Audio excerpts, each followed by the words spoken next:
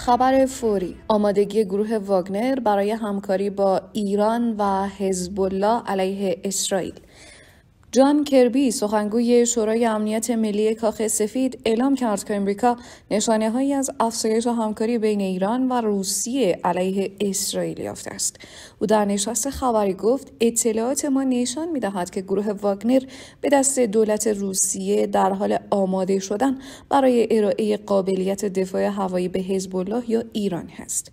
وال استریت ژورنال هم به نقل از مقامات ناشناس آمریکایی در اوایل ماه جاری نوشته بود که گروه واگنر در حال آماده شدن برای تامین سامانه دفاعی و ضد موشکی پانسیر S1 است.